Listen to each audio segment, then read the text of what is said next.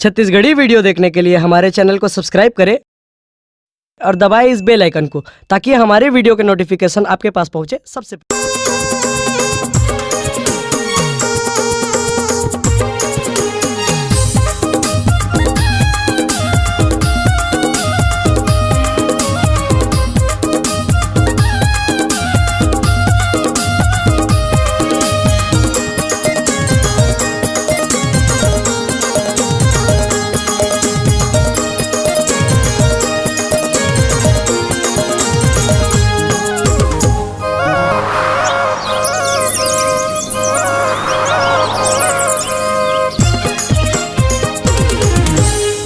की परवना के बोली गुटुरगू की परवना के बोली गुटुरगू देवावथे गोरी सुरता तोरिया देवावथे गोरी सुरता तोरिया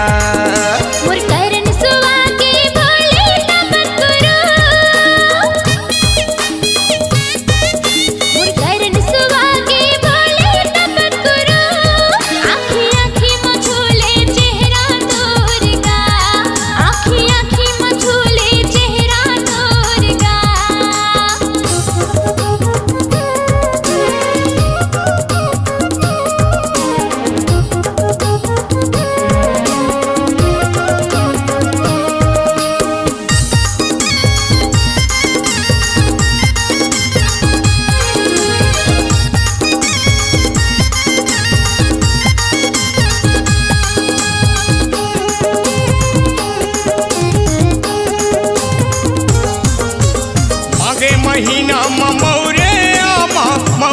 आमया मागे महीना मौरे आमया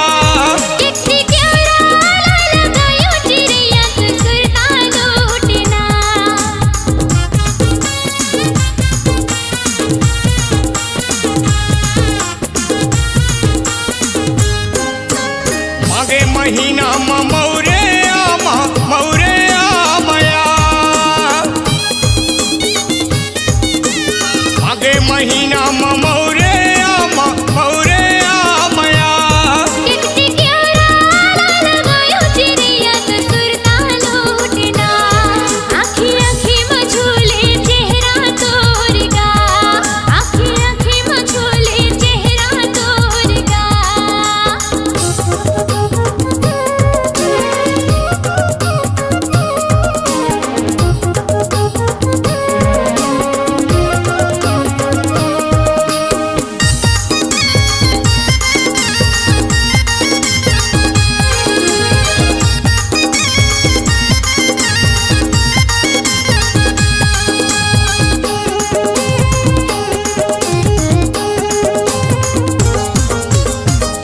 के बोली मोर मैना के बात बोली के बोली मोर मैना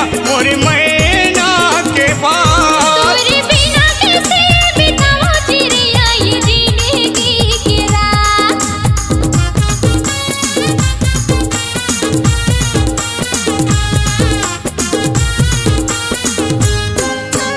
बोली के बोली मोर मैना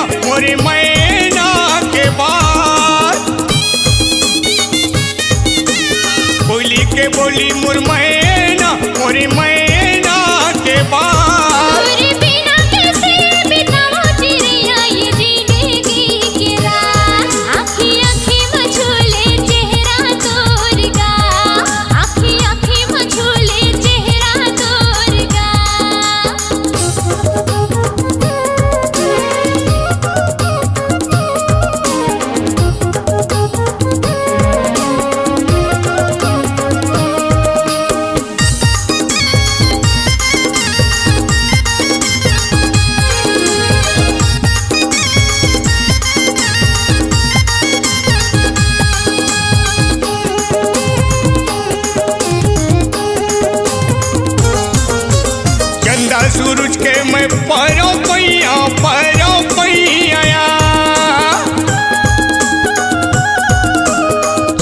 सूरज के मैं पैरों पैया हाथ वाली होत मोर चिड़िया पकड़ बैहया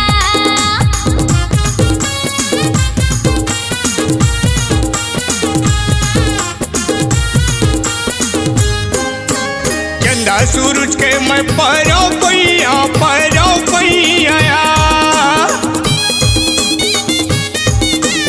चंदा सूरज के मैं पैरों पैया हाथ वाली होत मोर चिड़िया पकड़ बैहया आँखी आँखी मझोले चेहरा तोर गा आँखी आँखी मझोले चेहरा तोर गा देवावत गोरी सुरता तोरिया देवावत गोरी सुरता तोरिया आँखी आँखी मझोले चेहरा तोर गा आँखी आँखी मझोले चेहरा तोर गा देवावत गोरी सुरता तोरिया देवावत गोरी सुरता तोरिया आँखी आँखी मझोले चेहरा तोर गा देवावत गोरी सुरता तोरिया आँखी आँखी मझोले चेहरा तोर गा अगर आप अपनी आवाज को एक नया आयाम देना चाहते हैं तो चले आइए मल्टी ट्रैक डिजिटल रिकॉर्डिंग के लिए संपर्क करें HK म्यूजिक कंपनी कोटा डबरी चांपा छत्तीसगढ़। मोबाइल नंबर है 9329238487 और 8085380339।